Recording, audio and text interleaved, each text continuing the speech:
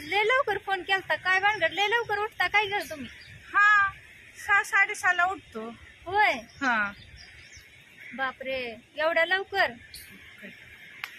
आणि मग दिवसभराचं शेड्यूल कसं असतं मग तुमचं?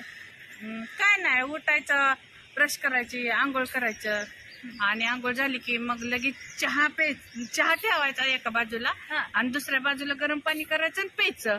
आणि चहा पाणी झालं की देवपूजा करायला जायचं.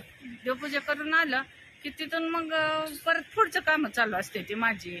हर्षला आंघोळ घालायची, म्हणजे माझा नातू हर्ष, त्याला आंघोळ घालायची, त्याचं दूध बघायचं, काय इकडं तिकडं. परत ना मग असते दिवसभराचं काम, सुनाला मदत करायची. अव पण मी काय म्हणते, तुम्ही एवढ्या लवकर उठताय आणि एवढी सगळी पटापटा काम बिम करताय बया, मला तर एवढ्या लवकर उठणं होत नाही बरं का. आणि सगळ्यात महत्वाचं मला काय म्हणायचंय, ही गरम पाण्याची भानगड काय आहे बरं? कारण तर मला लय जण म्हणले ती बरं का, सकाळच्या पारी गरम पाणी पित जा, पण मला जरा गरम पाण्याची माहिती कुणी सांगितलीच नव्हती. आता मला तुमच्याकडून तरी मला माहिती मला कळली पाहिजे की नेमकी हे काय भानगड आहे. गरम पाणी प्यायल्याचा फायदा काय होत्याच या? अगं लय फायदा आहे गरम पाण्याचं, तुला नाही का माहिती? गरम पाणी पिल्यानं डॉक्टरांनी सांगितलं मला, हे जे आपण अन्न खाल्लेलं असतं ना ते आपल्या शरीराला म्हणजे आतड्याला चिटकलेलं असतंय.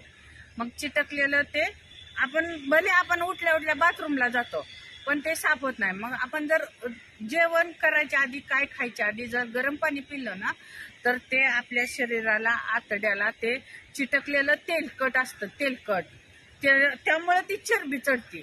ते तेलकट जे असतं ना ते असं त्याचं निचरा होतो, निचरा होऊन ते सगळं खाली निघून जातं असं डॉक्टर लोकांनी सांगितलं.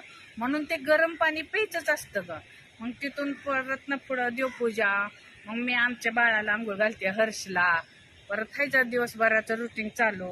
मग स्वयंपाकाला मदत करायची, दळणं भरडणं हे चालूच आहे. परत फरशा पुसायच्या, मशीन लावायची, हे दिवसभराचं काम चालूच असतं. या तुझं काय काय असतंय सांग मला.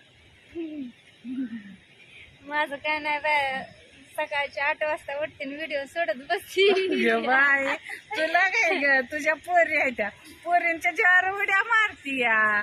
हा घे पोरी आहेत त्यावर आश करून घे. एकदा पोरी नांदा गेल्या ना मग बघ कशी पोरींची आठवण येते. एवढं मात्र पण मला नाही बाई, आता जरा हायसून माझी मदतीला, त्यामुळे काय विषय नाही माझा. पण तोपर्यंत मग असं असतंय बघ.